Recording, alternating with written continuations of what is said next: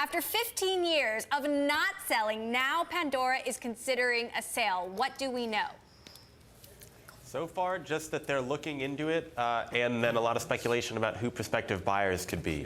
We've asked Pandora about this for many years. As you say, they've been a public company for a while and haven't been profitable any of that time.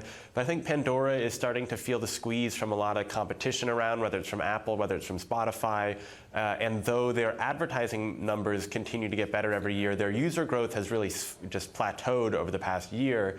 And they're having to look to international for potential growth and go into on-demand streaming. But those are things that won't affect their business for at least a year or two.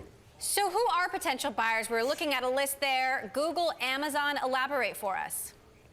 Sure, I'd say that they're all sort of strategic moves. One would be SiriusXM, because they are they're the big satellite radio company, but they don't have the same audience in online or mobile, which is an area where Pandora is very strong.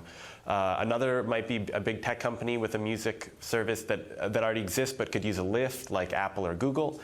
And another would be Spotify, which is really popular with younger users but doesn't have the same resonance among that older audience there, where I think Pandora is more popular. Now, Apple has been a rumored buyer of Pandora for years, and I actually asked Pandora co-founder Tim Westergren about this on Studio 1.0. Apple in particular, did they ever talk about selling to Apple? He couldn't comment on that directly, but did say this. I look at them as just an incredible partner.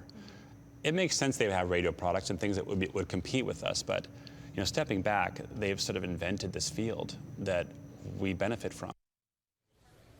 Mark, what do you make of this? Well, I think there's obviously a changing landscape in the media sector.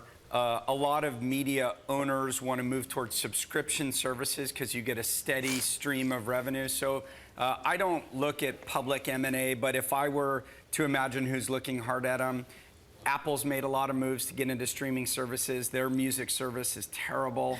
Terrible? Terrible. I think it's amongst the worst services out there. But you look at other buyers, Amazon, I think would be a great buyer. Amazon is going to want to invest more in video, in music, and building subscription businesses. And Google, and I think the subscription business model is one that's great for media. What's so bad about Apple? Well, have you tried using Apple Music? I have tried using Apple Music. I'll refrain from sharing my opinions. I think post-acquisition of Beats, they've done nothing to improve their overall music offering. They're so desperate to sell us a subscription that I think they're alienating a lot of the people who had been traditional iTunes users of downloaded music.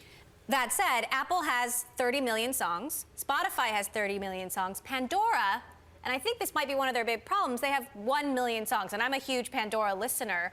And I do listen to a lot of songs over and over and over again, yet I still don't change the channel. Cory, what do you make of this? Look, Pandora has always had this issue of very high costs for music. Now, the rest of the industry has seen their costs rise, but Pandora hasn't really seen their costs fall. But those listener hours are tough to add. They have also, however, broken a lot of ground with the car makers and getting Pandora installed into the dashboard. And so that's something of strength that they have. They share that with iHeartRadio and Clear Channel as well. But I think that they've done a lot of work to get themselves into the right places, but they're seeing slowing growth, particularly in this quarter when revenues rose only 25% on a year-over-year basis. So a slowing growth is hurting these guys because they're sort of barely out of the infancy from a profitability standpoint, and yet the business growth is really slowing, especially as you pointed out, those listener hours used. That's a number that's so important, a number that's very much been in their favor in recent quarters, but not this quarter.